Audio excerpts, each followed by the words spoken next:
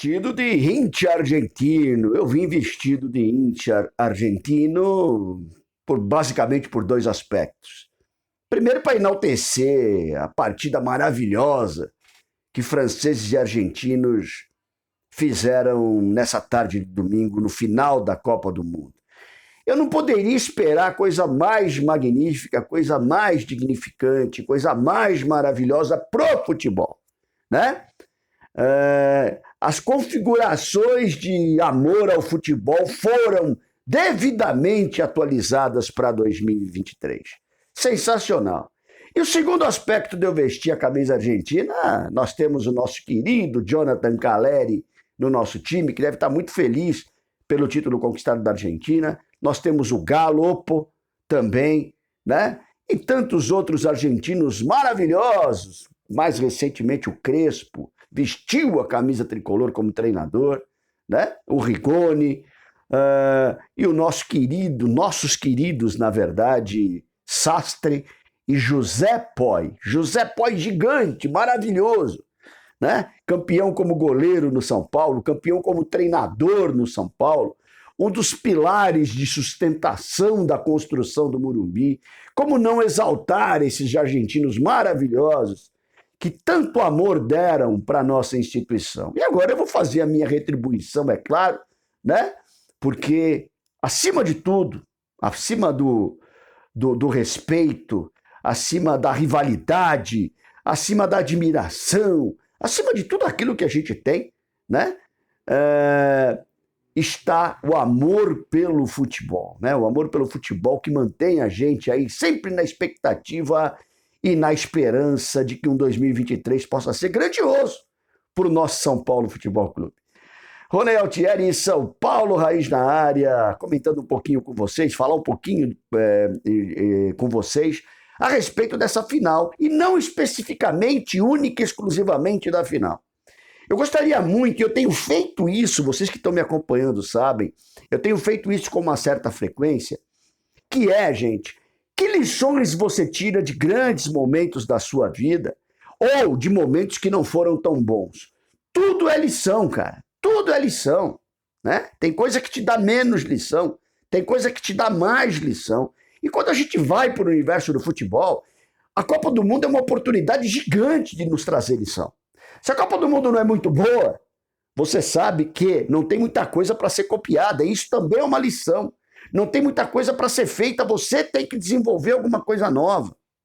Agora, quando a Copa do Mundo te oferece um pacote desse, gente, longe de ter a técnica apurada, eu estou na minha 14ª Copa do Mundo, gente. Eu já vi outras Copas tecnicamente muito superiores. Mas nós sabemos que, tecnicamente, a gente está em baixa. Tem poucos jogadores que produzem aquilo que a gente via produzir outros grandes jogadores em quantidade e qualidade, de repente até maior, né? Porém, existe um ensinamento que precisa ser aprendido, e nós estamos repetindo isso com uma frequência muito grande. A parte tática, a intensidade com que um time precisa jogar para ser campeão, a organização com que esse time tem que estar em campo para ser campeão, a ocupação dos espaços, a velocidade, uma série de coisas que são fundamentais para um time que deseja chegar no topo. Não necessariamente um time forrado de craques. Isso ficou muito claro. É claro que tem craques em dois times que chegam numa final de campeonato, óbvio que tem. Mas você vai ver que não necessariamente todos são craques. E o time é movido sempre pelos operários e por um ou dois protagonistas. Nós vamos falar um pouquinho disso aqui tudo também. Eu dei uma separada aqui nesse jogo maravilhoso, esse jogo grandioso. Eu tenho certeza que vocês gostaram, né? Mesmo quem não é torcedor de um dos dois, ou quem fez a opção por torcer futebolisticamente, são times de futebol. Eu não tenho esse negócio de pátria de chuteira, né? Ficaria aqui umas boas horas falando a respeito, comentando a respeito, falando um pouco da história disso. Mas não é o momento agora, porque eu quero aproveitar o máximo possível meu videozinho aí de 10 minutos para poder falar outras coisas que eu entendo que são importantíssimas para que o São Paulo Futebol Clube possa usufruir disso. né? Para que o São Paulo taticamente possa usufruir. A organização dele, eu não vou nem falar de fora do campo, gente, pelo amor de Deus, né? Porque isso me deixa extremamente preocupado com o que pode nos acontecer. Mas enfim, gente, o que essas duas equipes têm basicamente em comum? Eu vou começar a falar agora, são 5 tópicos que eu acho fundamentais, eu quero saber de vocês também, se vocês concordam, se vocês não concordam, se tem mais alguma coisa que vocês gostariam de pontuar, sempre importante, lógico, a opinião de vocês. E aproveitar nesse momento para pedir um like aí no vídeo. Dá essa força no vídeo, porque o seu like é muito importante. Não, Rony, mas eu vou dar um like se eu não gostei? Não tem problema. Coloca lá um like de ponta cabeça se é aquilo que você se sente melhor ou responde mais honestamente ao que você sente com relação ao vídeo, né? Isso que é importante, é a sua manifestação, tá bom? E se não tiver inscrito no canal ainda, por gentileza, dá essa força. Gente, nós temos o número 1, nós temos um time com treinadores que tem esses times na mão. Você percebe o Deschamps e você percebe o treinador argentino com seus times nas mãos. Eles fazem as mudanças, as alterações. Lembrando que o Deschamps veio sem 6 jogadores titulares no seu time para a Copa do Mundo. E a França jogou tudo isso. Você imagina se o homem tivesse 6 jogadores que deixaram de estar nesse elenco? Meu pai do céu, eu não queria nem ver a França voando nesse campeonato. E isso é muito importante, gente. Isso é fundamental, o treinador ter esse comando, o treinador saber aquilo que pede para os seus jogadores dentro daquilo que os seus jogadores podem dar. Olha que legal. É muito importante isso. E o jogador respeitando as determinações do treinador, acreditando no seu líder, que vai levá-los à conquista do campeonato.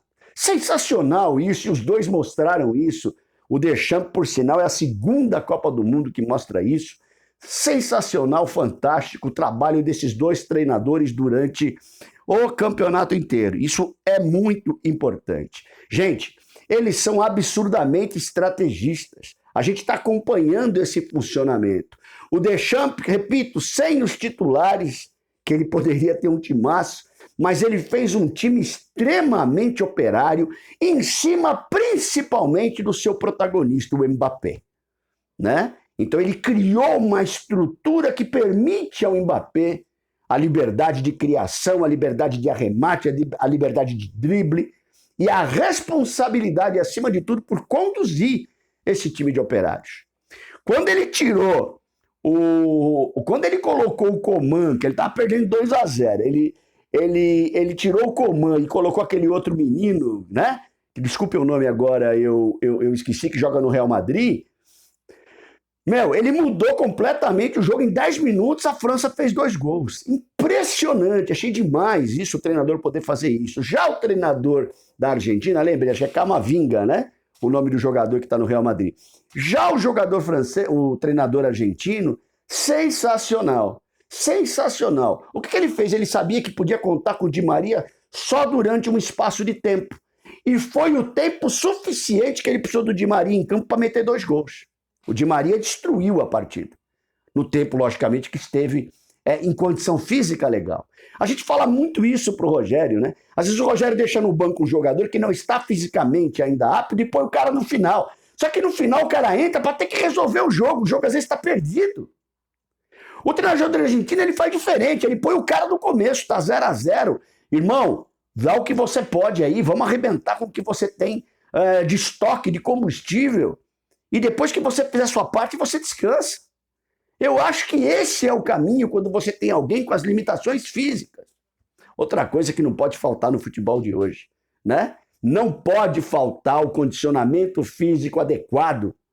E a Argentina correu tanto que no final ela já estava só no modo raça, porque fisicamente eles já estavam esgotados, mas o modo raça permitiu com que eles continuassem assim. No aspecto 3, ocupação do meio-campo, gente.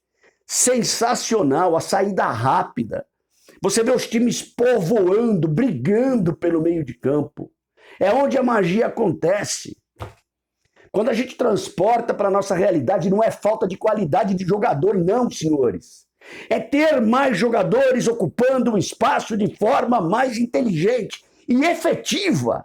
É isso que falta para o São Paulo. Rogério joga com um volante, joga com outro volante que ali acha que é armador, joga com meia que não é meia.